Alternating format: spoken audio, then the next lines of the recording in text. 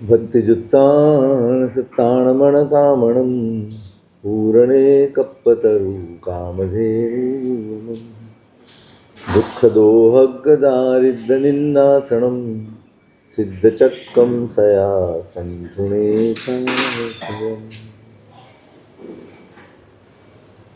પરમ મંગલમય શ્રી નૌપતજી મહારાજની આરાધનાના દિવસો છે.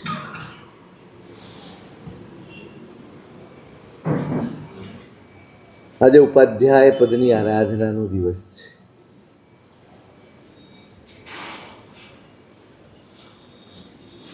આત્માના ગુણો એ જ આ પદમાં નિહિત છે. આપણું જ આ સ્વરૂપ છે.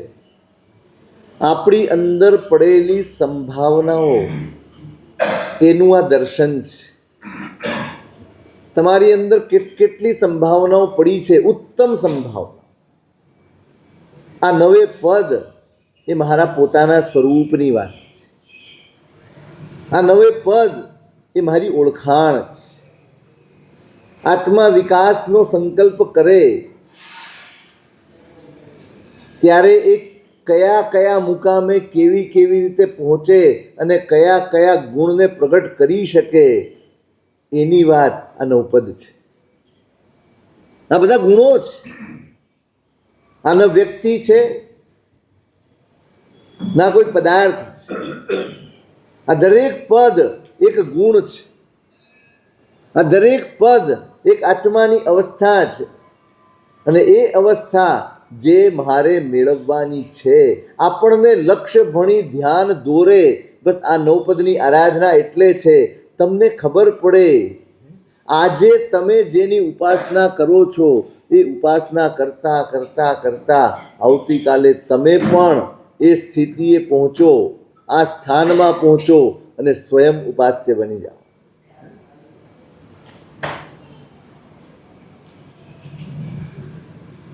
આપણે કહીએ છીએ કે પરમાત્માના ગુણ ગાનારના જીવનમાં પણ એ ગુણો પ્રગટ થાય છે.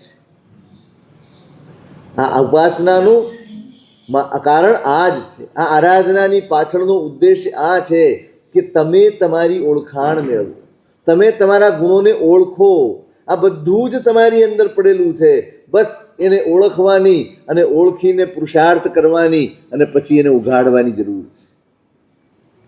આપણે બહુ ક્ષુલ્લક બાબતોમાં અટવાયેલા છીએ, બહુ ક્ષુદ્ર ઈચ્છાઓમાં અટવાયેલા છીએ. આપણા લક્ષ્યો બહુ સામાન્ય છે, બહુ તુચ્છ છે,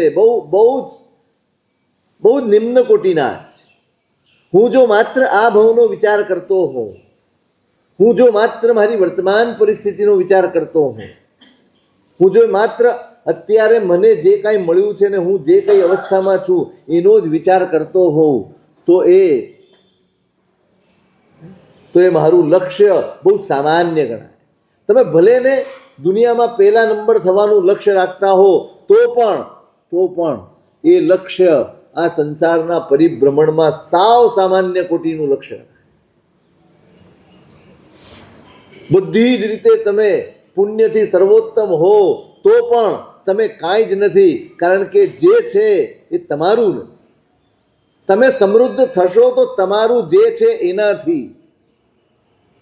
આ તો આપણે એવા લક્ષ્ય બાંધ્યા છે, એવું મેળવવા માટે મથીએ છીએ જે ક્યારેય આપણું હતું નહીં અને ક્યારેય આપણું હશે નહીં. હવે એનાથી રાજી થવું એટલે શું? યથા શોફસ્ય પુષ્ટત્વમ. ઉપાધ્યાયજી મહારાજ એક શબ્દ વાપર્યો છે, સોજો આવે અને માણસ એકદમ હેલ્ધી લાગે. ખબર ન હોય ને શું લાગે? ડાક્ટરને પકડાઈ જાય કે આ માણસ સાજો નથી, સોજો થયેલો છે. પણ કેવો લાગે? ઓહો, કોઈ જુએ તો કે લે તારું તો શરીર બહુ સારું થઈ ગયું, ગોલ મટોલ થઈ ગયું. યથા શોફસ્ય પુષ્ટત્વમ. સોજો ચડ્યો હોય અને શરીર પુષ્ટ લાગે એને શું કહેવાય? આરોગ્ય કહેવાય કે માંદગી કહેવાય? કેમ? એ પોતાનું આરોગ્ય નથી, એ પોતાનું સ્વાસ્થ્ય નથી, આ ઉપરથી ચડેલું સ્વાસ્થ્ય છે. અને એટલા માટે એને કોઈ પ્રિફર ન કરે કે ભાઈ બરોબર છે રહેવા દે. સોજો જ સ્વયં તમારું શરીર સ્વસ્થ બને એ અને સોજો ચડી જાય તે બેમાં જમીન આસમાનનો ફરક. બસ આ બધી જ પરિસ્થિતિઓ જેનાથી આપણે હરખાઈએ છીએ, જેનાથી આપણે આનંદ પામીએ છીએ, જેનો આપણે અહંકાર કરીએ છીએ, જેના માટે દિવસ રાત મહેનત કરીએ છીએ, એ બધું જ સોજાથી વધારે કાંઈ જ નથી. સોજો જ છે આ. બસ આ આત્માને ચડેલો સોજો જ. અને આપણે હરખ પદુડા થઈએ છીએ, સાહેબ અમે ક્યાં પહોંચી ગયા, સાહેબ ગઈકાલે ક્યાં હતો, સડક ઉપર સાયકલ લઈને આટા મારતો હતો, આજે મર્સિડીઝમાં ને BMW ને ઓડીમાં ફરે છે, સાહેબ કેટલો આગળ વધી ગયો. આ શેના હરખ છે? આ સોજાના હરખ છે કે આરોગ્યના હરખ છે? આ સોજાનો હરખ છે. માણી લ્યો, માણી. તમારું આરોગ્ય શું છે? તમે કોણ છો? તમે ક્યાં પહોંચી શકો છો? અને આ કક્ષાએ પહોંચેલો હોય ને એ પણ જેની પાસે કાંઈ નથી એના પગે પડતો આવે છે. કંઈક તો હશે. કેમ પડતો આવે? કેમ આશીર્વાદ લેવા આવે છે? કેમ? આનામાં શું છે ને એનામાં શું નથી એને ખબર છે. આમની પાસે કાંઈ નથી, પણ જે હું શોધું છું એમની પાસે છે. મારી પાસે બધું જ છે, પણ જે એમની પાસે છે એના વગર આનું કોઈ મૂલ્ય નથી.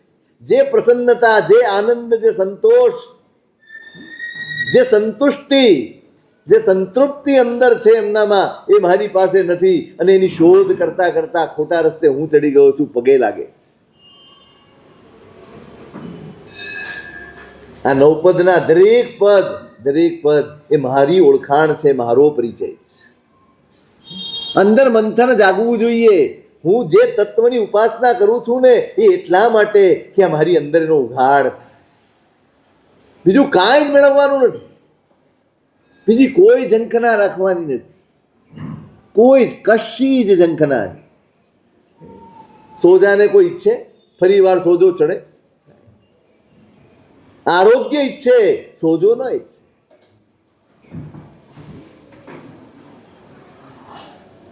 આજે ઉપાધ્યાય પદનો દિવસ. ઉપાધ્યાય નો ગુણ શું? વિનયન. વિનયન આપણે વિનય શબ્દથી ઓળખીએ છીએ કાયમ કે ભાઈ ઊભા આવે તો ઊભા થઈ જાય ને આ કરે. નહીં, વિનયન એ ઉપાધ્યાયજીનો ગુણ છે. પોતાની અંદર રહેલી ક્ષમતા, પોતાની અંદર રહેલી સમજણ, પોતાની અંદર રહેલું જ્ઞાન, પોતાની અંદર ઉઘડેલી દ્રષ્ટિ, પોતાને મળેલું સત્ય એ બીજાની અંદર ઉતારી આપવું.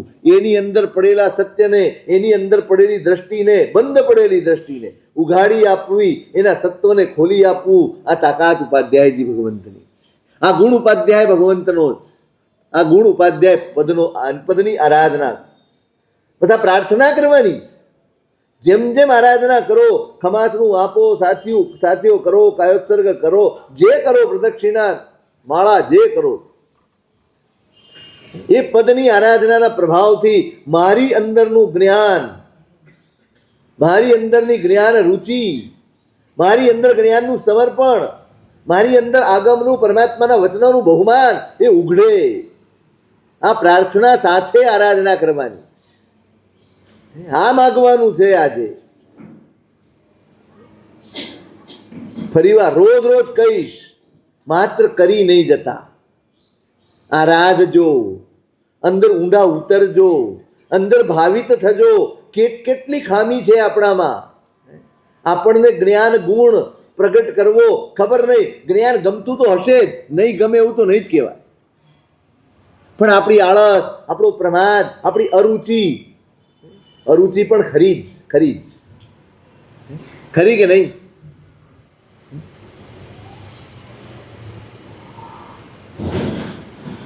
એને દૂર કરવાની છે.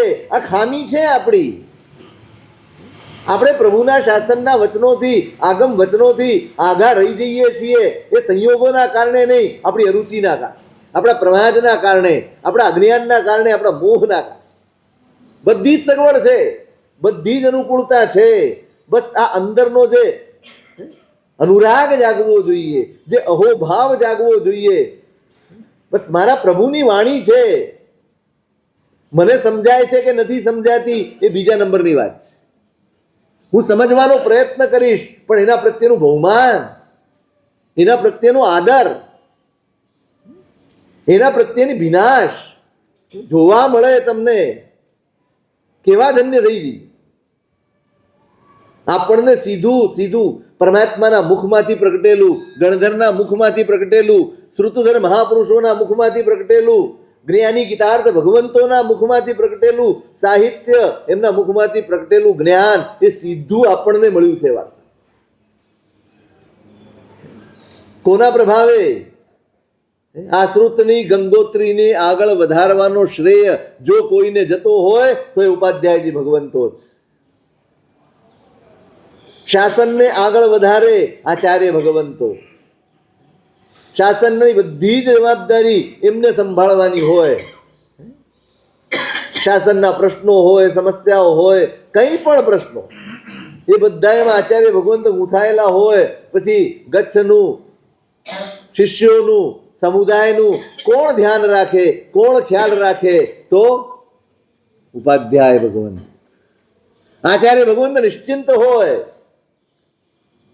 એ દીક્ષા ભલે આપે, શિક્ષા કોણ આપે?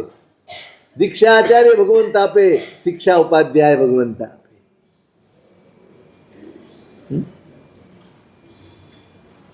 કેટલું સરસ એક વ્યવસ્થાનું, આ કેટલી સરસ વ્યવસ્થા છે. બસ એમને સોંપી દીધું, હવે એ બધા જ યોગક્ષેમ કરશે. આ શ્રુતની આખી ગંગોત્રી આપણા સુધી પહોંચી છે આ ગુરુ ભગવંતોના પ્રભાવે, એમના પ્રતાપે, એમના પુરુષાર્થે પહોંચી. બહુમાન કેળવો.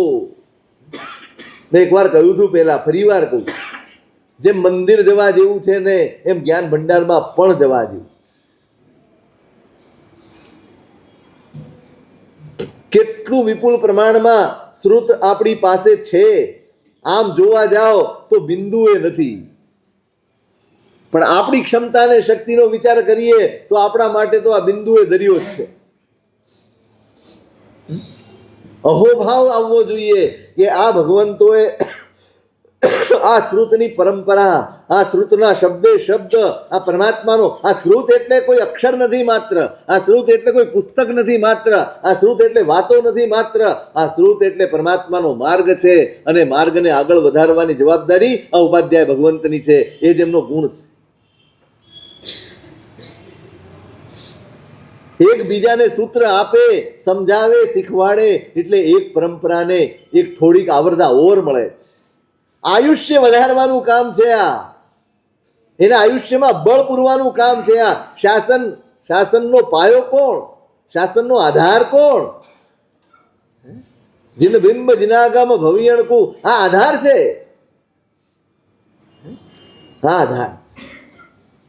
અને આધારને ધીમે એના વગર નહીં, ન એકલા પુણ્યથી, ન એકલી પરિસ્થિતિઓથી, અનુકૂળ પરિસ્થિતિઓથી, ન એકલા આ બધા મકાનોથી, ધર્મસ્થાનકોથી સંઘ કે શાસન આગળ વધવાનું નથી. સંઘ કે શાસન આગળ વધશે તો આ શ્રુતના બળથી આગળ વધશે. અને એ શ્રુતનું પ્રદાન, એ જેનો ગુણ છે, એ ઉપાધ્યાય ભગવંતની ઉપાસનાનો આજે દિવસ છે. એ પદની ઉપાસના. પ્રાર્થના કરજો, રુચિ જાગે. શક્તિ જાગે ન જાગે પછી જાગે, રુચિ પહેલા જગાવો. રુચિ હશે તો પુરુષાર્થ કરવાનું મન થશે, અને પુરુષાર્થ હશે ને તો શક્તિ ઉઘડ્યા વગર રહેશે. આપણે તો થોડી વાર મહેનત કરીએ, 2-4-8 દિવસ મહેનત કરીએ અને ન આવડે ને એટલે પડતું મૂકીએ. સાહેબ હવે આ ઉંમરે કશું ચડે એવું નથી, મારે કાંઈ. સાહેબ એમાં એના કરતાં આ ટાઈમ બગાડવું, એના કરતાં બીજું કરવું. ટાઈમ બગડ્યો કહેવાય, ટાઈમ બગડ્યો કહેવાય.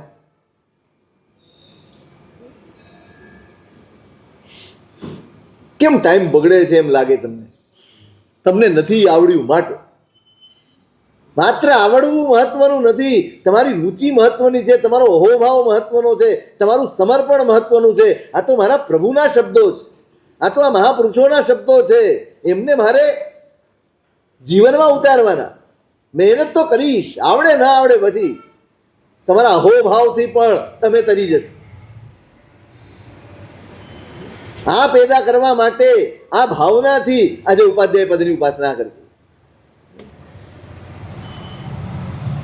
દ્વાદશ અંગ સજ્જાય કરે જે પારગ ધારગ દાસ, સૂત્ર અર્થ વિસ્તાર રસિક તે નમો ઉજ્જાય ઉલ્લાસ રે ભવિકા સિદ્ધ ચક્ર પદ વંદો. દ્વાદશ અંગ સજ્જાય કરે, દ્વાદશાંગીના સ્વાધ્યાયમાં જેમનું નિરંતર મન રમમાણ હોય, રમેલા હોય. પારગ ધારગ દાસ, પારગામી હોય દ્વાદશાંગીના, અને વળી ધારણ કરનારા પણ. કોઈને ચાલવાનું નથી, શ્રુત વગર કોઈને ચાલવાનું. મનને કેળવવું હશે, મનને સ્થિર કરવું હશે, વિરાધક ભાવથી બચવું હશે, મનને ક્લેશ અને સંક્લેશથી બચાવવું હશે, તો એકમાત્ર ઉપાય છે શ્રુત જ્ઞાન. શ્રુતનું આલંબન નહીં હોય આવા મહાપુરુષો એ શ્રુતના આલંબન ઉપર જ જીવે.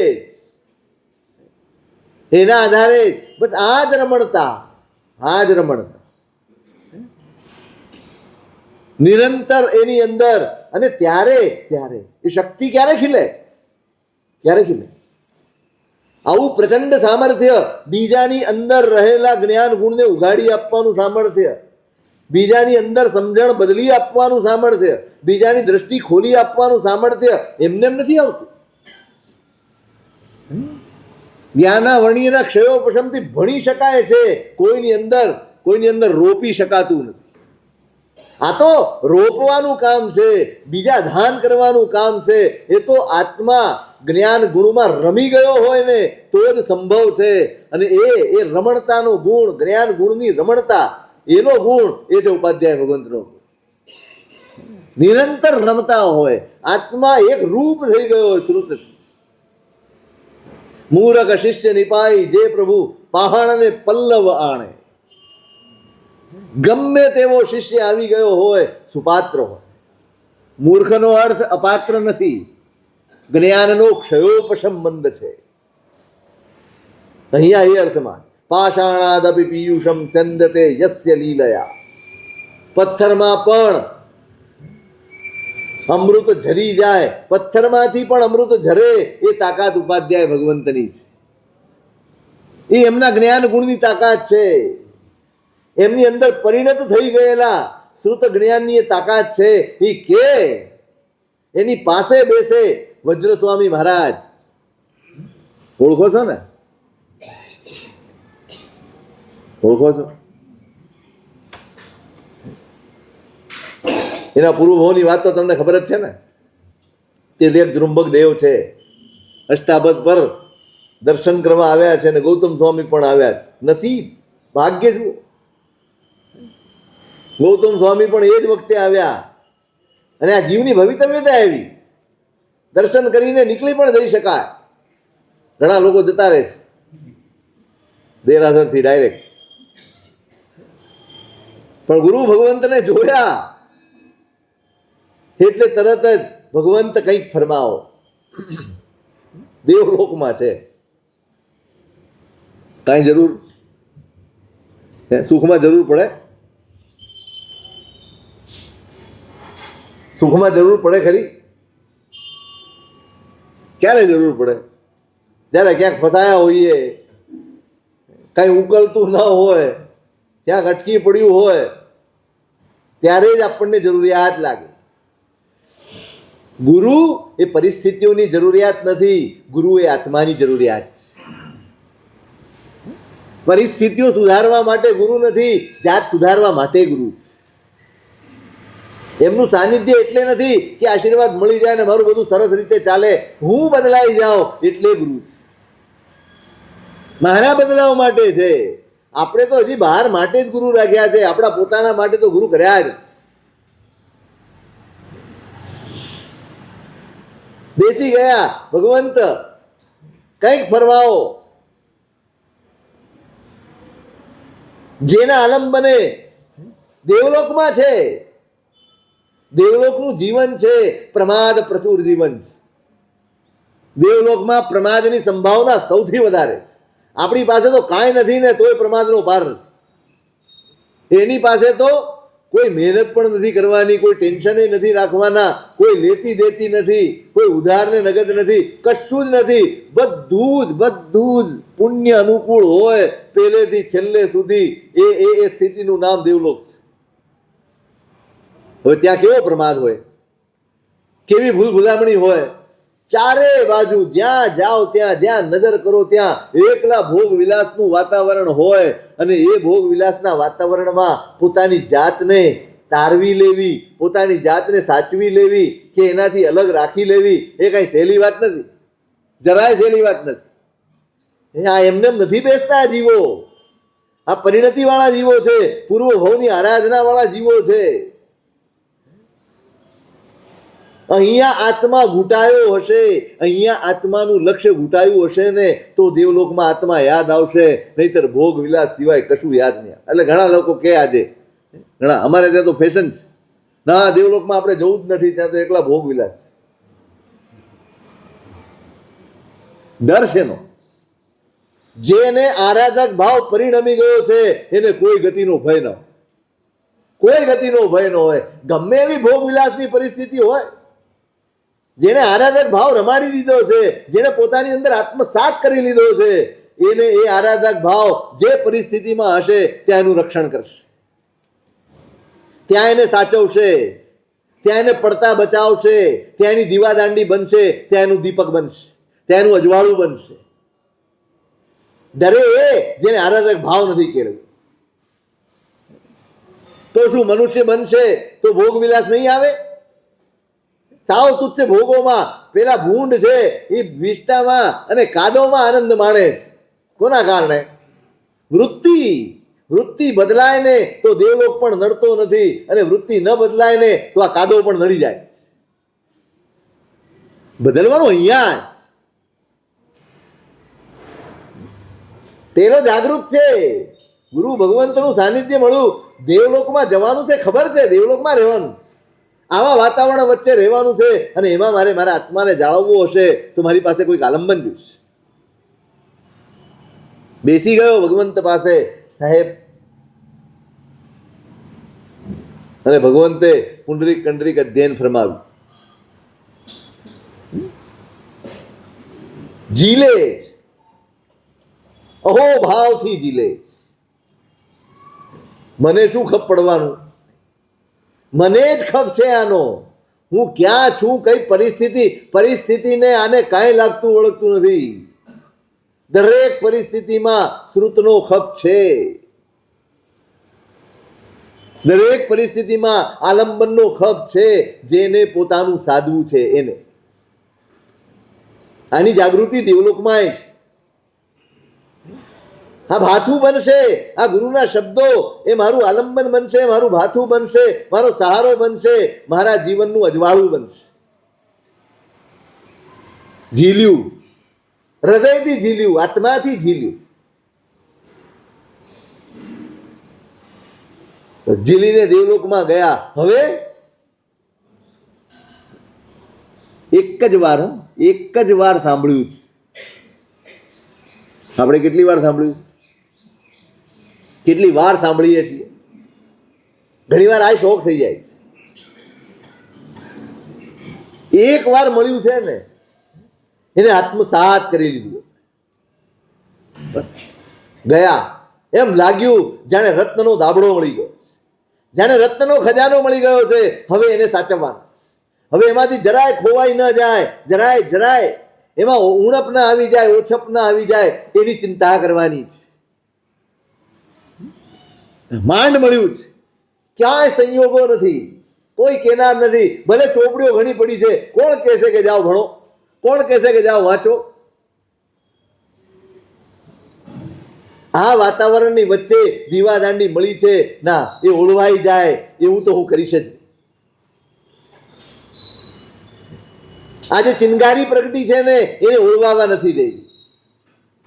બસ એનું સુરક્ષા કવચ એને સાચવી લેવું છે. આ તો ઝંઝાવાત છે, ભોગ વિલાસનો ઝંઝાવાત છે, માદકતાનો ઝંઝાવાત છે. અને આમાં આ ચિનગારી ટકે એ સંભવ જ નથી. કેવી રીતે ટકાવશે? અને આના જ આલંબને આ સમય પસાર કરવાનો છે, બીજો કોઈ વિકલ્પ નથી. અહીંયા એવું નથી કે બીજે કંઈ પોસો લઈને બેસી જાય, કાંઈ વિકલ્પ નથી. એક જ વિકલ્પ છે અને એ આ જ. આપણી દ્રષ્ટિએ રોજના હિસાબે 500 વખત સ્વાધ્યાય કરે. કેટલી વખત? 500 વખત એ અધ્યયન રોજ બોલી જાય. રોજ એટલે આ તો આપણે કહીએ છીએ, ત્યાં રોજ બોજ જેવું કઈ હોતું નથી. પણ આપણા દિવસના હિસાબે 500 વખત. આપણામાંથી 500 નૌકાર ગણનારા કેટલા? ખાલી નૌકારો. પુંડરી કંડરીક અધ્યયન એ નૌકાર જેટલો નાનો તો નહીં જોવાય. ફક્ત 500 નૌકાર ગણનારા કેટલા છે? રસ પડે? રોજ 5 માળા ગણવી.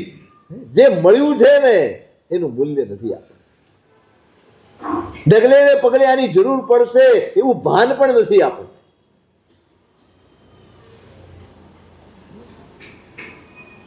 આપણને એમ છે કે નૌકાર તો તકલીફ પડે ત્યારે કપમાં આવે. કા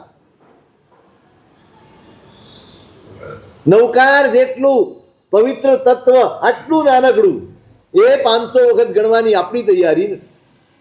પછી આપણે વિચારીએ કે નૌકારનો પ્રભાવ સાહેબ અનુભવાતો નથી. શેનાથી અનુભવાય? સમર્પણ જ નથી, અહોભાવ જ નથી. હૃદયમાં એ શબ્દો બોલતા ઉલ્લાસ જ પ્રગટતો નથી. અનુભવ કેવી રીતે થાય? કેવી રીતે અનુભવ? અંદર ઉતરે તો અનુભવ થાય ને. લોહીમાં ભળે દવા તો અસર દેખાડે ને. એમ નૌકાર આત્મામાં રમે તો તમને એનો પ્રભાવ અનુભવવા મળે. એક 500 નૌકાર ગણવા જેટલો આપણી પાસે ટાઈમ નથી સાહેબ. એક માળા ગણીએ 20 મિનિટ લાગે છે. ભલે લાગે. તમારી પાસે આખા દિવસમાં 100 મિનિટ નથી? મેં કહ્યું હતું તમને, ફરી વાર કહું, ક્યારેક તો હિસાબ કરો કે આખા દિવસમાં હું કેટલો ટાઈમ બગાડું છું. 500 વખત એ સ્વાધ્યાય કરવાનું, અધ્યયનનું.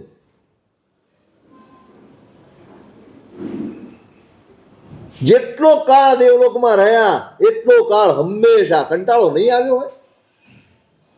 નહીં આવ્યો? તમે રોજ ઓફિસે જાઓ તો કંટાળતા તો હશો ને? ખૂબ મૂક ને હવે નથી જ જવું. હે આ કેટલા 40-50 વર્ષ થઈ ગયા, એકની એક ઓફિસ. ના થાય? હા જો સાહેબ 80 વર્ષ થયા છે. કંટાળતા નથી, થાકતા નથી.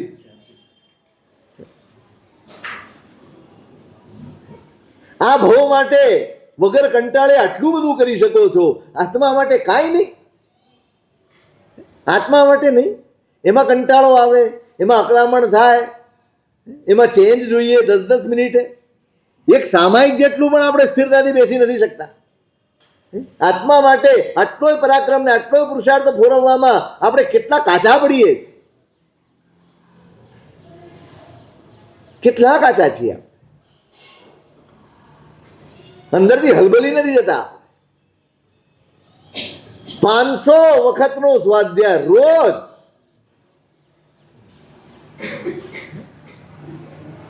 એ જે અહોભાવ હશે ને એના વગર શક્ય જ નથી. તમે કે હું આપણે ન કરી શકીએ. કારણ કે આપણને શ્વાસોશ્વાસની જરૂરિયાત લાગે છે ને એટલી જરૂરિયાત શ્રુતની લાગતી નથી લાગતી. જરાક શ્વાસ લેવામાં તકલીફ પડે તો દોડાદોડ થઈ જાય છે. એમ શ્રુત જ્ઞાનનું સ્વાધ્યાય ન થાય તો કાંઈ થતું નથી. આપ કશું જ થતું. એમણે શ્વાસ પ્રાણ બનાવી દીધું. એવું રમાડ્યું. આત્માના પ્રદેશે અસંખ્ય પ્રદેશો, આત્માના દરેક પ્રદેશમાં એ રમી ગયું. એનું પરિણામ શું આવે? જન્મતા વેદ દીક્ષા શબ્દ સાંભળ્યો ને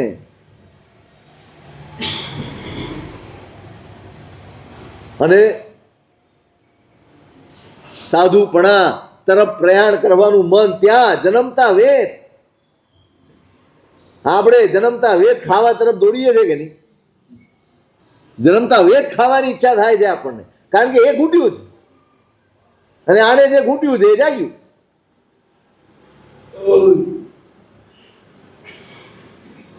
કહેવાનો આશય ફક્ત એટલો છે કે આ સ્વાધ્યાયના પ્રતાપે બરાબર છે. જન્મતા વેદ દીક્ષાનું મન થયું. 3 વર્ષના સાધવી મુખથી અંગ 11 ભણંતા રે. 3 વર્ષની ઉંમર, ક્ષયોપશમની પરાકાષ્ઠા જુઓ. ગોળિયામાં બેનો સાચવે એમને ઉપાશ્રયમાં, એનું બધું ધ્યાન રાખે. સ્વાધીજી ભગવંતો ઉપાશ્રયમાં સ્વાધ્યાય કરતા હોય, એ 11 અંગનો સ્વાધ્યાય કરતા કરતા કરતા રોજ જોરથી બોલીને કરે. આ વાતાવરણ હોય, આ ઉપાશ્રયનું વાતાવરણ. એ સાંભળતા સાંભળતા માત્ર 3 વર્ષના સાધવી મુખથી અંગ 11 ભણંતા કંઠે થઈ ગયું. પછી તો ચલો દીક્ષા થઈ, આ તે બધી વાત, પણ મારે કહેવાનું એ છે કે આ જ્ઞાનના પ્રતાપે, આ સ્વાધ્યાયના પ્રતાપે એમની અંદર જે ક્ષમતા પ્રગટી ને, વાત એની કરવા. સાવ મંદ ક્ષયોપશમ વાળો હોય આપણા જેવો જીવ, અને એને જે પાઠ કરતા, જે ભણતા ને સમજતા 15 દિવસ લાગે એવો જીવ વજ્ર સ્વામી મહારાજ પાસે પાઠ લે તો 2 ઘડીમાં આવડી જાય. આ વિનયન ગુણ છે. કેટલી ઘડીમાં? 15 દિવસ મથામણ કરે અને તોય પ્રશ્નો ઊભા હોય, શંકાઓ ઊભી હોય, સમજણ અધૂરી હોય, કાવડી હોય, કંઈ પણ ગડબડ થઈ શકે, બધું જ થઈ શકે, પણ વજ્ર સ્વામી મહારાજ પાસે ભણે 2 ઘડીમાં એ પાઠ એને આત્મસાત થઈ જાય. ક્યારેય ન ભૂલાય એ રીતે, ક્યારેય ન વિસરાય એ રીતે, કે બીજાને પણ આપી શકે એ રીતે એને અંદર આત્મસાત થઈ જાય. પાષાણાદપી પીયુષમ સેન્દતે યસ્ય લીલયા. મૂરખ શિષ્ય નિપાઈ, જે પ્રભુ પહાણને પલ્લવ આણે. પથ્થરમાં પણ, પથ્થરને પણ પલ્લવિત કરી નાખે, એમાં પણ બધું ઉગાડી દે એ તાકાત. મંદ ક્ષયોપશમ વાળા જીવ હોય, જડતા પ્રધાન વાળા જીવ હોય, અને એવા જીવોને પણ એ શ્રુત બોધ કરાવી આપે. આ તાકાત ઉપાધ્યાય ભગવંતોની આ જ.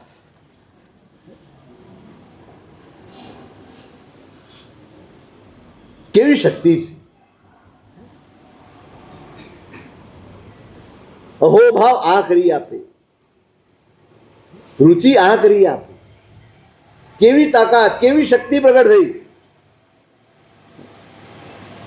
તપ સજ્જાએ રત સદા દ્વાદશાંગના ધ્યાતા. ધ્યાતા દ્વાદશાંગી માત્ર બોલી નથી જવાની, એના ધ્યાન દ્વારા પોતાના આત્માને પુષ્ટ કરતા રહેવાનું. માત્ર યાદ રહી જાય એમ નહીં, આત્માની શક્તિ, આત્માનું પોષણ થવું જોઈએ. સતત ધ્યાન રાખે. જે કોઈ પણ નવા સાધુ હોય, જૂના હોય, ભણતા હોય, સતત કોઈને જોડી જ રાખવાનું, પ્રમાદ નહીં થવા દેવાનું. સારણા અધિક ગચ્છ માહે કરતા, પણ રમતા નિજ ઘર હો. સારણ વારણ ચોયણ પડીચોયણ બધું જ દરેકનું ધ્યાન રાખો, કોઈ પ્રમાદ ન કરી જાય. જીવ છે. દીક્ષા લીધી એટલે બધું જ આવી ગયું નહીં. એમને ખ્યાલ છે, એમને ભાન છે કે જીવદળ છે, ક્યાંક ને ક્યાંક પ્રમાદનો અવસર આવશે તો એ તક જોઈને, એ રાહ જોઈને એ પ્રમાદ તરફ સરી જ પડશે. ઉપાધ્યાય સુમિત્ર વિજયજી મહારાજ હતા. ઓળખો છો? નામ સાંભળ્યું છે? નહીં ને? નંદનસુરી મહારાજનું નામ સાંભળ્યું છે? એમના સગા મોટા ભાઈ ઉપાધ્યાય. એમને આચાર્ય પદ માટે ઘણી વિનંતી કરવામાં આવી. નહીં સાહેબ, હું આ બધા સાધુઓ ગોત્રી રોજ જવાનું અને લાવે બધા એની ભક્તિ કરવાની. એ કે સાહેબ આ લાભ હું જતો કરું એમ નથી. મારે પદ નથી જોઈતું, મારે આ સાધુઓની ભક્તિનો લાભ મને ક્યારે મળશે, મારે કર્મ ખપાવવાના છે, મેં નાની ઉંમરમાં દીક્ષા નથી લીધી, પણ મારે તો મારા આત્માને નિર્મળ કરવો છે, નિર્જરા કરવી છે. બસ ખૂબ ભક્તિ કરે અને બપોર થાય ને બધા સાધુઓ હોય વાપરી કરવી ને તમે બધા ભક્તિ ઘણી કરો ને એટલે પછી બપોરે થોડુંક એમ થાય કે જરાક આડા પડીએ. એ જુએ નાના સાધુ છે, બાળ સાધુ છે અને સુવાની તૈયારી કરે છે, એમની નજર પડી જાય એટલે આસનેથી ઊભા થાય, ધીમે ધીમે ધીમે એની પાસે જાય, કેમ છો મહારાજ, સાતામાં છો? હવે ઉપાધ્યાયજી મહારાજ આસને આવે તો શું થાય? થોડો એમ કે ખસો જરા પાથરી દઉં, એમ તો કહેવાય નહીં ને. એટલે તરત આસન આપે અને સામે બેસી જાય. શું ભણો છો મહારાજ? એટલે બધું પૂછે, ધીમે ધીમે ધીમે બધું ક્યાંથી ભણ્યા, શું ભણ્યા, કેટલું કેટલું ભણ્યા, શું આવડે છે, પછી આ બોલો, પછી આ બોલો, પછી આ બોલાવતા બોલાવતા અડધો પોણો કલાક કાઢીને ઊંઘ ઉડાડી દે. પછી કે હાલો હવે બેસો.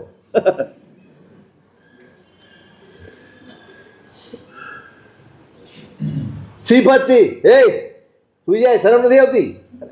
એમે કહેવાય. અનુશાસન ને શાસન બેમાં ફરક છે. અનુશાસનમાં આ છે જેમાં અનુગ્રહ ભેગો ભળ્યો હોય ને એ શાસન ને અનુશાસન કહેવાય, અને જેમાં એકલો અધિકાર ભળ્યો હોય એ એકલું શાસન કહેવાય. એક કામ કરી નાખો, એક તેમ કરી નાખો, ઓર્ડર છોડ્યા કરે. એની અસર કેટલી થાય? પેલો માણસ બેસી તો જાય પણ બેસો બેઠો ઊંઘે. ફરક આટલો જ પડે. પ્રમાદ ન જાય, પ્રવૃત્તિ ચાલી જાય, પ્રમાદ ન જાય. કદાચ આમ આડો નહીં પડે તો બેઠો બેઠો ઊંઘશે, અને ઊંઘશે નહીં ને તો ચોપડી ખોલીને ગાળો આપતો હશે મને. હા કઈ જાતનું? અમારે ઊંઘું છે ને આમ રાડો પાડ્યા કરે. હવે મોટાનો હોવીને તો કરાય નહીં, ના સુઈ તો જવાય નહીં ઉપરવટ જઈને. પણ આ ઉપાય ઉપાધ્યાયજીનો ગુણ આ જ. એને ખબર એ ના પડે કે આપણી ઊંઘ ઉડી ગઈ, સમય વીતી ગયો નિદ્રાનો. દરેક પાસે જાય અને દરેકનું સારણા દિગ્ગચ્છ માહે કરતા આખા ગચ્છની સંભાળ લે. દરેક સાધુની એની આંતરિક ભૂમિકાની સંભાળ લેવાની. આ એકલા ભણતરની સંભાળ નથી લેવાની, એની પરિણતિનું ઘડતર કરવા. માત્ર જ્ઞાન નથી આપી દેવાનું, માત્ર વિદ્વાન નથી બનાવી દેવાનો, માત્ર ભણેલો ગણેલો અને તૈયાર થઈ ગયો વ્યાખ્યાન આપવા માટે ના. એ આત્માનું રક્ષણ કરી શકે એટલો સક્ષમ બનાવવાનો છે, અને એ ધ્યાન રાખે ઉપાધ્યાયજી મહારાજ. પોતાનું રક્ષણ કરી શકે, પોતાના અવગુણો સામે, પોતાની નબળાઈઓ સામે લડીને જીતી શકે એ ક્ષમતા પ્રગટે. એનું નામ વિનયન ગુણ છે. ક્ષમતા પ્રગટ કરવાની છે, એટલું સ્રોત ઠાલવવાનું નથી. જ્ઞાન આપે અને સમજણ પ્રગટાવે, આનું નામ ઉપાધ્યાય છે. જ્ઞાન આપતા જાય અને સમજણ ઉઘાડતા જાય, જ્ઞાન આપતા જાય અને સામર્થ્ય ઉઘાડતા જાય, ક્ષમતાનો ઉઘાડ થતો જાય, સમજણનો ઉઘાડ થતો જાય, એનો જ દીવો પ્રજ્વલિત થઈ જાય. એને ક્યારેય મારી જરૂરિયાત ન પડે એ રીતે તૈયાર કરી આપે. આ ઉપાધ્યાયજીનો ગુણ છે.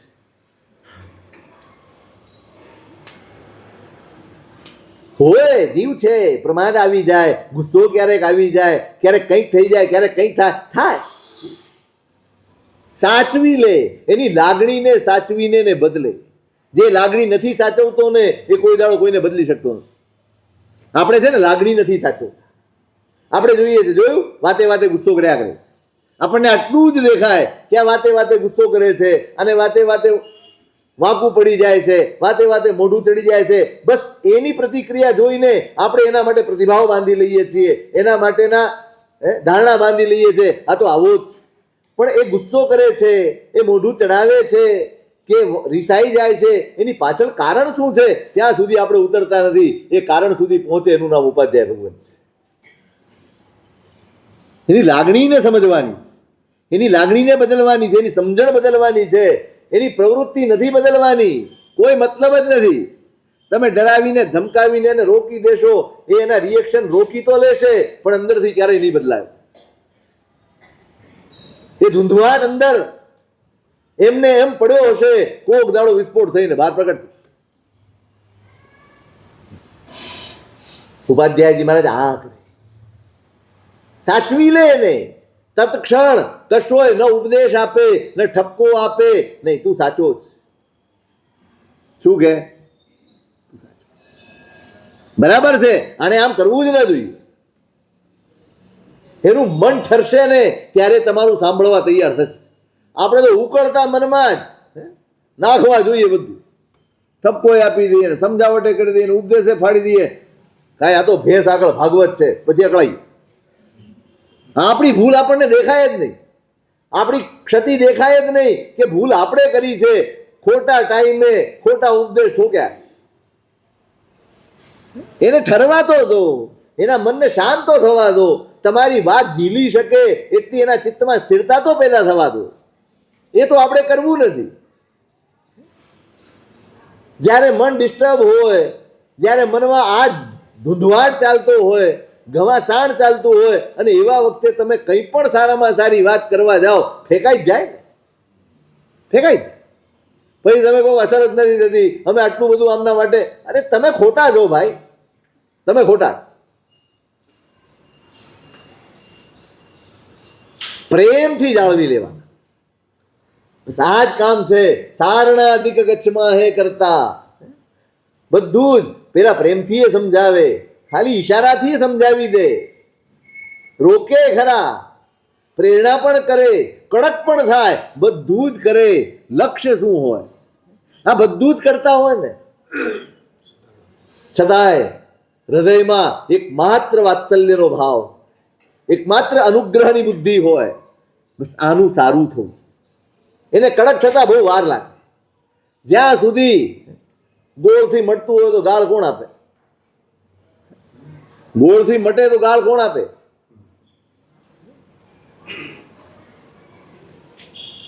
પણ રમતાની જગ્યા રહો, બધું જ કરે, બધાનું કરે, પણ પોતાની જાતને વિસરી ન જાય, એનું નામ ઉપાધ્યાય. એ પોતાનો સ્વાધ્યાય ન ચૂકે, એ પોતાની જાતને ન ભૂલે, એ પોતાની આરાધના ને સાધના એમાં જરાય ઓછું ન આવવા દે. આ ઉપાધ્યાય ભગવાન પોતાની અંદર રમતા. ઉપાધ્યાય સકલચંદ્રજી મહારાજ, નામ સાંભળ્યું છે? ક્યાં સાંભળ્યું? 17 ભેદી પૂજામાં સકલ મુનિ સર કૌશક ધ્યાને, કૌશકમાં રહીને કપડવંજ ગયા છો? અમદાવાદ પાસે છે કપડવંજ. આમ તો કપડવણ જ ગામ છે, એ કપડવંજ થઈ ગયું, કપડવંજ થઈ ગયું. ત્યાં ચોમાસું હતા અને રોજ પ્રતિક્રમણ થાય, આરાધના થઈ જાય. અરે પ્રતિક્રમણ વગેરે આવશ્યક કર્તવ્યો પૂરા થઈ જાય પછી કાયોત્સર્ગ કરવા માટે નીચે જતા રહે ભોયરામ. એમના સંકલ્પ મુજબ કાયોત્સર્ગ કરે, સાધના કરે, અને પછી પાછા લાગી જાય. પાછળ જ કુંભારવાડો જ. અને ત્યાં કુંભારવાડામાં કોણ હોય? એટલે માણસો પણ હોય અને ગધેડા પણ હોય, બધા હોય. એટલે રોજ પેલો કુંભાર સાંજે નીકળે અને પાછો માટી વગેરે લઈને આવે, અને આવે એટલે પેલા ગધેડાઓ એમની હાજરી પુરાવે. ભૂકે એટલે ખ્યાલ આવી જાય કે આવી ગયા. એક દિવસ મારા સાહેબને મન થયું, આજે નક્કી કરીએ આ પાછા ગધેડા આવીને ભૂકે ત્યાં સુધી કાયોત્સર્ગમાં રહેવું. સંકલ્પ કર્યો અને કાયોત્સર્ગમાં ઉભા રહી ગયા મહારાજ સાહેબ. હવે કુદરતે બન્યું એવું કે તે દિવસે ગયો અને રાત મોડું થઈ ગયું એટલે એના બેનના ઘરે રહી ગયો. ગધેડા આવ્યા નહીં, ભૂક્યા નહીં. થોડી વાર માટે સ્વાભાવિક છે ને, અમુક ટાઈમ થાય એટલે ધ્યાન જાય જ કે હજી સુધી અવાજ નથી આવ્યો. થોડી વાર માટે થયું, પછી એમ થયું હવે આવશે. આપણે કઈ ત્યાં ધ્યાન રાખવા માટે કાયોત્સર્ગ નથી કર્યો, આપણે તો આત્મલીન થવા માટે કાયોત્સર્ગ કર્યો છે. અને કાયોત્સર્ગમાં ડૂબી ગયા અને ધીમે ધીમે ધીમે પોતાનું મન, પોતાનો આત્મભાવ એ પરમાત્મા સાથે જોડાઈ ગયો. અનાયાસ એક પછી એક કડીઓ ફૂટવા માંડી. હવે હવે ગધેડા આવ્યા છે કે નહીં, શું ટાઈમ થયો છે, બધું જ વિસરાઈ ગયો, બધું જ વિસરાઈ ગયું અને ચાલ્યા જ કરે છે. બસ એક લય લાગી ગઈ અને એક પછી એક પછી એક પછી કડીઓ નીકળતી ગઈ નીકળતી ગઈ નીકળતી ગઈ. આખી 17 ભેદી પૂજા કયો સર્ગમાં રચાઈ ગઈ.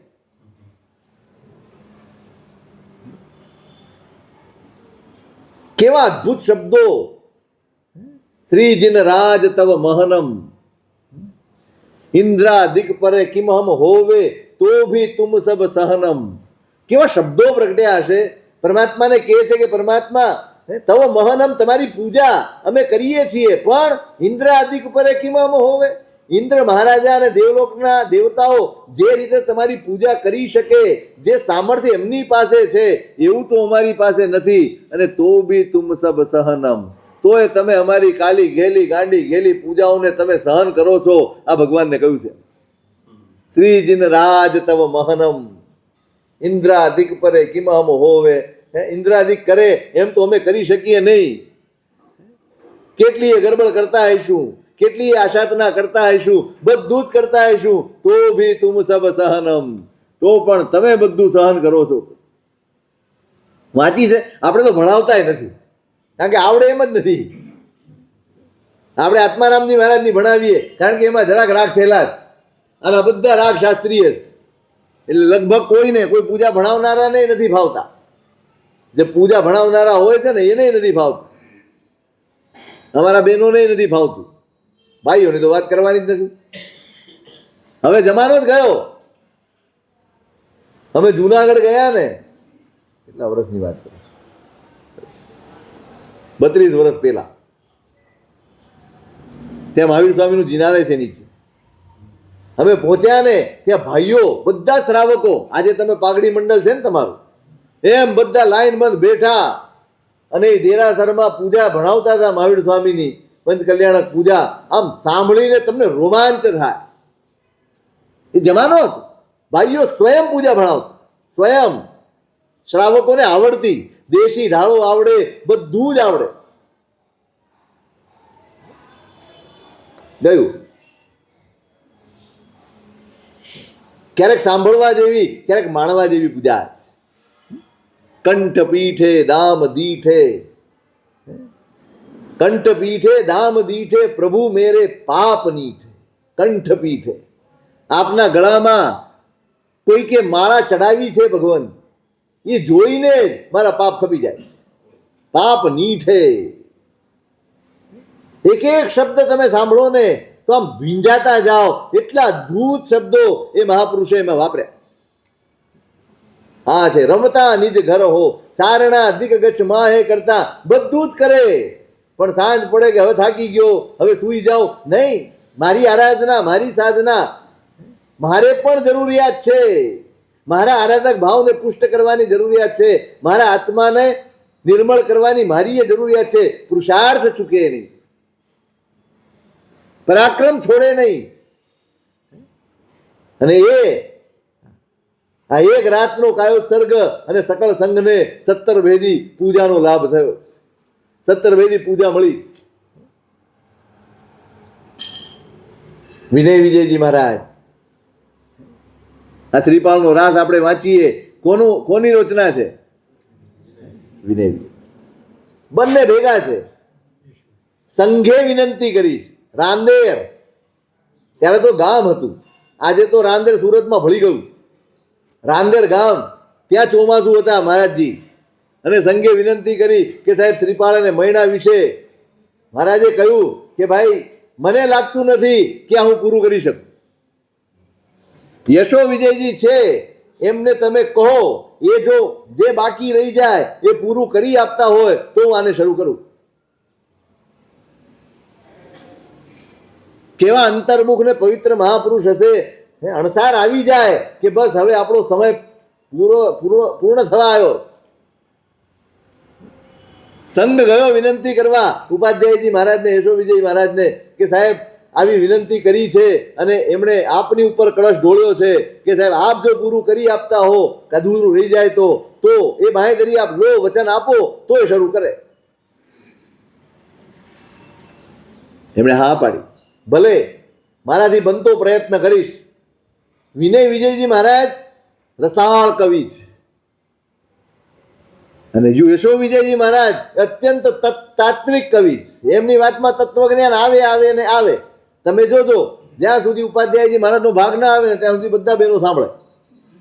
જ્યાં ઉપાધ્યાયજી મહારાજનો ભાગ આવે એટલે ઘરે પછી રસ જ ન પડે, કારણ કે એમાં પરણવાનું ના આવે, એમાં કઈ ચમત્કાર ના આવે, એમાં નર્યું તત્વજ્ઞાન આવે, શુદ્ધ તત્વજ્ઞાન. શ્રીપાળ રાસનું રહસ્ય કહો, ક્રીમ કહો, બધું જ એની અંદર છે.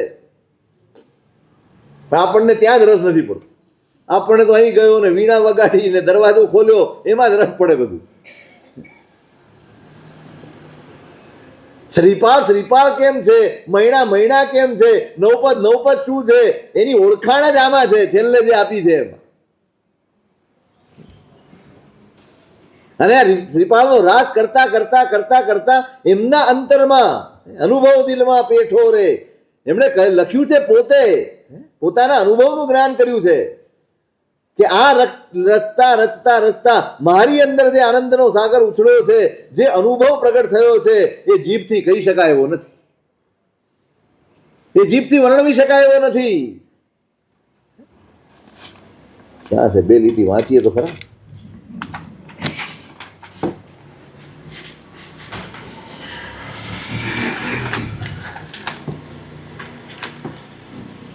તૂઠો તૂઠો રે મુજ સાહિબ જગનો તૂઠો, એ શ્રીપાળનો રાસ કરંતા જ્ઞાન અમૃત રસ બૂઠો રે. આ કરતા કરતા મને અનુભવ થાય છે કે પરમાત્માની સીધી કૃપા મારા ઉપર અવતરી, સીધો એનો અનુભવ થઈ રહ્યો છે મને. એમની કૃપાને હું ઝીલી રહ્યો છું અને હું કૃપામાં ભીંજાઈ રહ્યો છું, એનો અનુભવ. જ્ઞાન અમૃત રસ બૂઠો, જ્ઞાન એ અમૃત થઈને મારા અંતરમાં પરિણમ્યું. પાયસ માજીમ વૃદ્ધિનું કારણ ગોયમ નો અંગૂઠો, જ્ઞાન માહે અનુભવતીમ જાણો તે વીણ જ્ઞાન તે જૂઠો રે. આ સૌથી અઘરામાં અઘરો પ્રાસ છે. અઠો ઠ સૌથી અઘરો અક્ષર છે બારાખડીમાં, એટલે તો શબ્દો જ ના મળે ઠ વાળા, અને છતાં એમણે એનો પ્રાસ કર્યો. પાયસ માં જેમ વૃદ્ધિનું કારણ ગોયમ નો અંગૂઠો. ગોયમ ગૌતમ સ્વામી ભગવાન અષ્ટાપદ પર્વત ઉપર ગયા ને પેલા પારણું કરાવવાનું હતું. એક પાત્રી ખીર લાવ્યા ને 1500 તાપસ. પેલા બધાને થયું કે આ પાત્રામાં શું કરશે? અંગૂઠો અંદર નાખ્યો ને તો 1500 ના પારણા પછી ખીર વધી હતી. પાયસમાં એટલે ખીરમાં જેમ વૃદ્ધિનું કારણ ગોયમનો અંગૂઠો, જ્ઞાન માહે અનુભવતીમ જાણો તે વીણ જ્ઞાન તે જૂઠો. એમ જ્ઞાન ભણતા ભણતા અનુભૂતિનો સ્તર આવે. આ અનુભૂતિ મારી અંદર અજવાળું પથરાયું છે એની અનુભૂતિ થવી જોઈએ. મારા ઉપર પરમાત્માની કૃપા ઉતરી છે એનો અનુભવ થવો જોઈએ. નિર્મળતાનો અનુભવ, એ અનુભવ અદ્ભુત અદ્ભુત.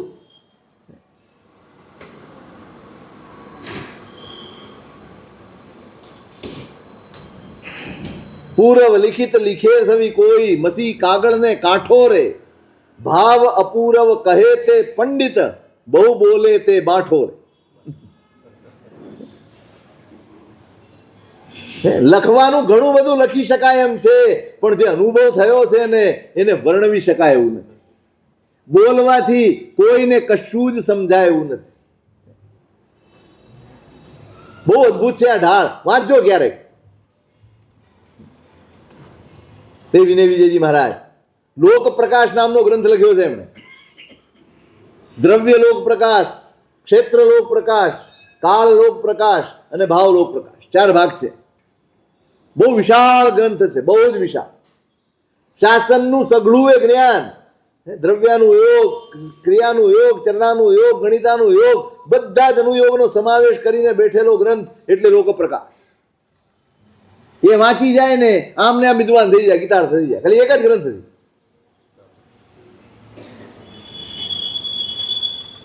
પુણ્ય પ્રકાશનું સ્તવન, જે આપણે ત્યાં માન્યતા છે છેલ્લે સાંભળવા મળે. છેલ્લે સંભળાય ને, તો કોઈને સંભળાવો ને તો પેલો ગભરાઈ જાય, એટલે કે આ ક્યાં જાય છે તું સંભળા. એટલે આ પણ પુણ્ય પ્રકાશનું સ્તવન, તમારી આલોચના છે, પ્રાયશ્ચિત્ત છે. ભલા માણસ પશ્ચાતાપના સ્તવન પણ છેલ્લે જ સંભળાવાય એમ, જ્યારે એ સમજતો ન હોય ત્યારે, જ્યારે સાંભળતો ન હોય, આમે કોઈ દિવસ સાંભળ્યું ન હોય, હવે છેલ્લે એ પુણ્ય પ્રકાશનું સ્તવન સાંભળે. એટલે ખરેખર અંતિ મહારાજનામાં જ લખાયા. અંતિ મહારાજ રોજની આરાધના છે આ. એવી અદ્ભુત અદ્ભુત રચનાઓ આપી છે ઉપાધ્યાયજી મહારાજે. આદિજીને વિનતી સાંભળી છે?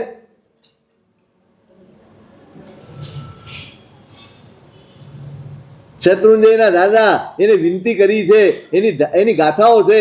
આમ જ્યારે એકાદ પ્રોગ્રામ રાખીએ ને સંગીતનો તો ખબર પડે કેવી અદ્ભુત વાતો, એ કેવા અદ્ભુત ગાન સાથે એમણે જે વિનંતી કરી છે ભગવાનને, નાચવાનું મન થાય, અહોભાવથી ભીંજાઈ જવાય એવી અદ્ભુત રચનાઓ આ મહાપુરુષે આપણને આપી. વિનય વિજયજી મહારાજ, ઉપાધ્યાય મેઘ વિજયજી મહારાજ,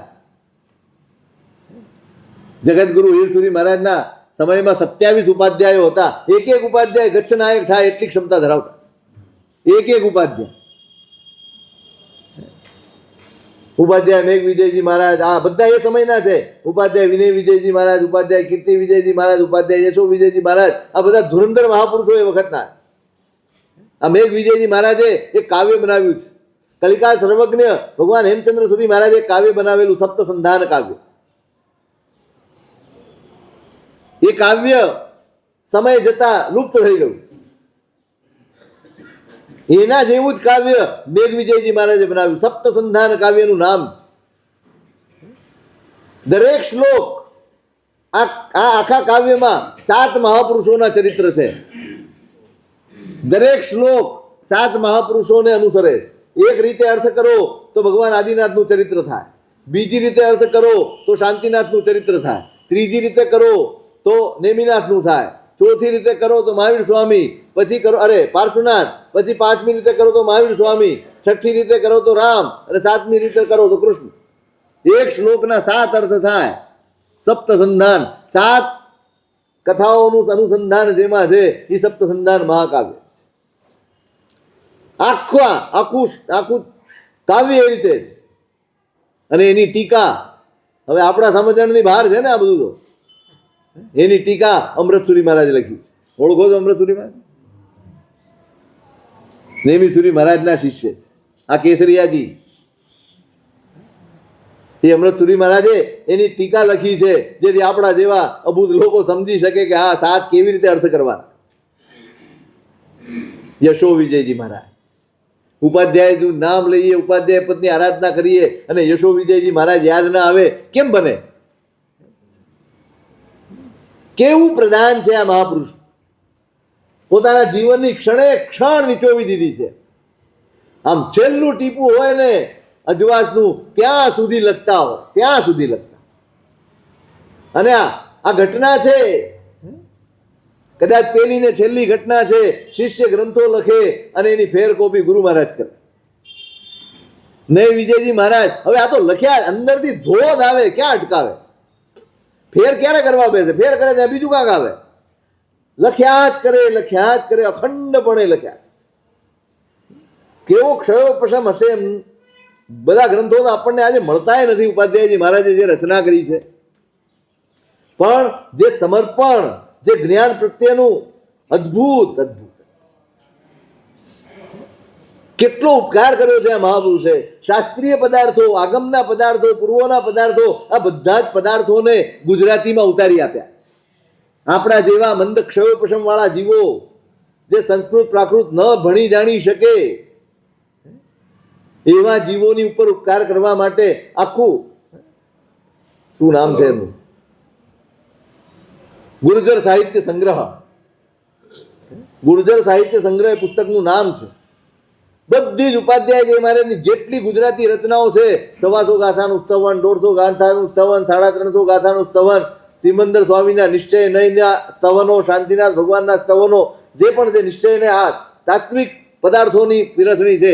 દ્રવ્ય ગુણ પર્યાયનો રાસ છે. 8 યોગ દ્રષ્ટિની સજ્જાયો છે. હા શું કહેવાય, સમ્યક્ત્વના 67 બોલની સજ્જાએ છે.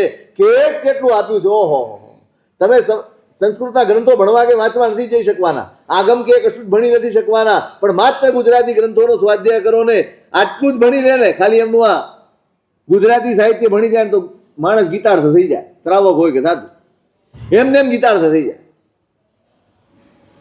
એવી એવી અદ્ભુત વાતો એમણે આ બધા ગ્રંથોની અંદર વણી લીધી. કોના માટે? આપણા માટે. આ સમુદ્ર વહાણ સંવાદ, આ ઘોઘા બંદરે મારા સાહેબ ચોમાસું રહ્યા હશે, રોજ દરિયાકાંઠે જતા હશે, ત્યાં તો ખૂબ ધમધોકાર બંદર હતું, ખૂબ વાણ ને વેપારો ખૂબ થતા હતા ત્યાં. અને એવા વખતમાં એ દરિયાકાંઠે જઈને એક ગ્રંથ લખ્યો, સમુદ્ર વહાણ સંવાદ. બસ આ દરિયામાં વાણ ચાલી જાય છે, એ બે વચ્ચે શું સંવાદ છે, જ્ઞાનીઓની દ્રષ્ટિ છે. આ જ્ઞાનીઓની દ્રષ્ટિ, એ જ્યાં હોય ત્યાં તત્વ જોઈ શકે, જ્યાં હોય ત્યાંથી તત્વ કાઢી શકે, અને આપણા જેવા જીવોને બોધ થાય ને. બસ બે જ છે, દરિયાનું અહંકાર અને વાહન એની સમજણ આપ્યા કરે. 17 લગભગ ઢાળ છે એની, અદ્ભુત છે, અદ્ભુત. ઘણા નામ તો યાર, સમતા શતક, સમાધિ શતક, આ બધા ગુજરાતી છે. આ બધા ગુજરાતી ગ્રંથો છે. આખી સમતાનું વિવરણ, સમાધિ કોને કહેવાય એનું વિવરણ આ શતકોમાં આપેલું છે, બધું જ ગુજરાતીમાં. થોડાક પરિચિત થાઓ, બસ આટલું જ કેવું છે. આ ઉપાધ્યાયજી ભગવંતોએ જે ઉપકાર કર્યો છે આપણી ઉપર, અનન્ય અસાધારણ ઉપકાર. ભવો ભવ ઓશિંગણ રહીએ આપણે, એવો ઉપકાર છે આ મહાપુરુષ. કેવું કેવું આપ્યું છે. અઘરામાં અઘરા તત્વજ્ઞાનને એમણે સહેલામાં સહેલા શબ્દોમાં કરીને, તમે યોગ દ્રષ્ટિ સમુચય ગ્રંથ ન વાંચી શકો. 8 યોગ 18 પાપસ્થાનકોની સજ્જાય વાંચી છે. ચલો, આ તો રોજની જરૂરિયાત છે ને આપણી, રોજની. પાપસ્થાનક કોને કહેવાય, પ્રાણાતિપાત શું છે, મૃષાવાસ શું છે, દરેકની અલગ સજ્જાય, દરેકની અલગ સજ્જાય. તમે વાંચો અને તમને પાપસ્થાનક સ્પષ્ટપણે સમજાઈ જાય કે આ પાપસ્થાનક શું છે ને કેવી રીતે છોડવા જોઈએ. કેટલો અદ્ભુત ઉપકાર કર્યો છે આ મહાપુરુષ, અને આપણે સાવ ઉપેક્ષા કરીને બેઠા. કેટલા પદો લખ્યા છે, કેટલા પદો. મેં કાલે કહ્યું હતું, જૈન કહો ક્યું હોવે પરમ ગુરુ, જૈન કહો ક્યું હોવે, કહત કૃપાનિધિ સમજલ ઝીલે, કર્મ મયલ જો ધોવે, બહુલ પાપમલ અંગન ધારે, શુદ્ધ રૂપ નિજ જોવે, પરમ ગુરુ જૈન કહો ક્યું હોવે. કહત કૃપાનિધિ સમજલ ઝીલે, ઓળખાણ આપી છે. જૈન કોણ? જે નિરંતર પોતાના સમતા ભાવનો વિકાસ કરતો હોય એનું નામ જૈન. સમજલ ઝીલે, એમાં જ રમતો હોય. કહત કૃપાનિધિ સમજલ ઝીલે, કર્મ મયલ જો ધોવે, જેનો પ્રયત્ન, જેનો પુરુષાર્થ પાપ ધોવાનો જ હોય એનું નામ જૈન. બહુલ પાપમલ અંગન ધારે, ઓછામાં ઓછા દોષોથી, ઓછામાં ઓછી પાપ પ્રવૃત્તિથી પોતાના જીવનનો નિર્વાહ કરે એનું નામ જૈન. શુદ્ધ રૂપ નિજ જોવે, આત્માને નજરમાં રાખીને પગલા ભરે એનું નામ જૈન. આ ઓળખાણ છે ઉપાધ્યાયજી મહારાજે આપણી આપેલી ઓળખાણ. આ આમાં ક્યાંય વહીવટ આવતો નથી, આમાં ક્યાંય કોઈ બીજી કોઈ પ્રવૃત્તિ આવતી નથી જે આપણે કરીએ. તમે તપ કરી લેશો એટલે જૈન બની જશો, તમે પૈસા ખર્ચી લેશો એટલે જૈન બની જશો. ના, જૈન એટલે જીનનો અનુયાયી, અને જીનના અનુયાયી એટલે જીનના પગલે ચાલનારો. જીનેશ્વરે જે કેડી પાડી છે, પ્રભુએ જે માર્ગ દેખાડ્યો છે, એની ઉપર પગલા મારનારો જૈન હોય છે. અને આ માર્ગ છે. બહુ અદ્ભુત સજ્જાયો આપીશ, ઘણી ઘણી ઘણી અઢળક સજ્જાયો, પદો, સ્તવનો. આ સ્તવનો આપણે બોલીએ છીએ, હમણાં બોલ્યો થોડા દિવસ પહેલા, ઋષભજીના રાજ મુજા નથી બોલો, એવા તો કેટલા સ્તવનો છે. ગિરુવારે ગુણ તું મતાણા બોલો છો. આનંદ ખંજી મહારાજનો સંપર્ક થયો પછી જે પરિવર્તન આવ્યું છે એમના જીવનમાં. એક સમય એવો હતો, પોતાના માટે એમ કહેતા હતા કે હું કોણ છું એમ.